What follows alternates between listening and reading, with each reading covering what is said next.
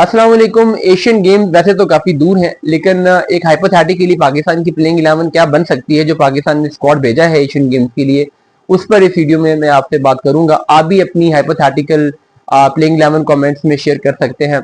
मेरे ख्याल में साजिदा फरहान जो कैप्टन है, तो एक तो उनकी स्लॉट ओपनिंग पे कंफर्म हो गई, ओपनर भी है।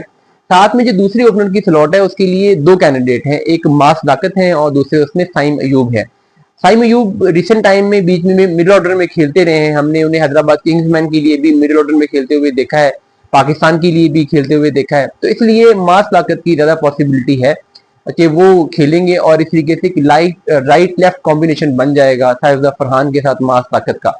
और साइम अयूब हो सकता है कि नंबर 3 पे खेलें, और ये भी पॉसिबिलिटी है कि साइम अयूब नंबर 4 पे चले जाएं। अगर एक लेफ्ट हैंडर खेल रहा है और राइट की विकेट गिरती है, यानी अगर साइफुद्दीन फरहान आउट होते हैं, तो ये पॉसिबिलिटी है कि पाकिस्तान नंबर 3 पे उस्मान खान को भेज दे और फिर नंबर 4 पे जाके साइम अयूब आ जाए। तो 3-4 थोड़ा सा मुझे लगता है कि फ्लेक्सिबल रहेगा पाकिस्तान का, लेकिन टॉप ऑर्डर के 4 बैट्समैन होंगे यही, यानी साइफुद्दीन फरहान होंगे, मास ताकत होंगे, साइम अयूब होंगे और उस्मान खान होंगे।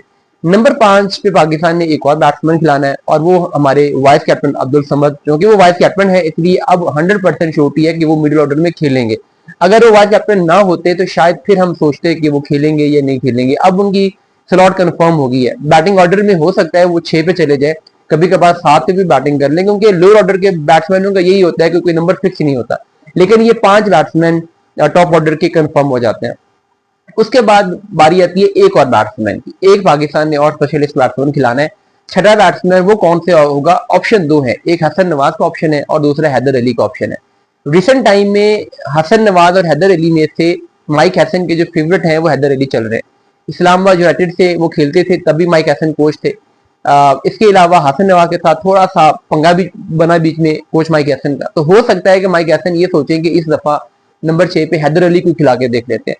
तो इसलिए मुझे लगता है कि रेस में अभी तक हैदर अली थोड़ा सा आगे है, लेकिन आगे आने वाले दिनों में अगर हैदर अली के मुकाबले में हसन नवाज ज्यादा अच्छी फॉर्म प्रूव करते हैं, नेट्स में कोच को इम्प्रेस करते हैं, या सिचुएशन बदल जाती है, तो वो अलग बात है। लेकिन ये होंगे Haidar Ali most probably number 6 पे खेलेंगे।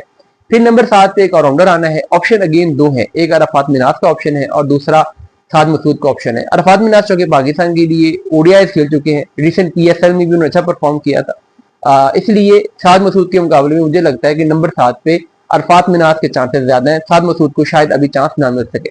फिर पाकिस्तान ने आगे 4 पेसर खिलाने हैं, 4 बॉलर खिलाने हैं। उनमें एक स्पिनर होगा और 3 पेसर होंगे। एक स्पिनर इसलिए होगा कि साथ में साइम अयूब ने भी होना है, साथ में मास ताकत ने भी होना है, अरफात मिनाज ने भी होना है। तो एक से ज्यादा स्पेशल स्पिनर पाकिस्तान खिलाएगा नहीं। वो कौन हो सकता है? इब्रार भी स्क्वाड में है, सुफियान मुकीम भी है। आल्दो के मुझे लगता है कि सुफियान मुकीम इस टाइम पे बाय यार्ड बेहतर है इब्रार अहमद के मुकाबले में, उन्हें ही होना चाहिए। लेकिन एक लेफ्ट आर्म स्पिनर जो कि पाकिस्तान अरफात मिनाज की फॉर्म में खिला रहा होगा, तो हो सकता है कि कोच सोचे कि एक लेग स्पिनर लेके आते हैं इब्रार अहमद की फॉर्म में, और इब्रार थोड़े से एक्सपीरियंस भी हैं, ये भी उन्हें एडवांटेज है। लेकिन मैं किसी भी दिन मैं इब्रार के मुकाबले में सुफियान मुकीम को ही खिलाना चाहूंगा।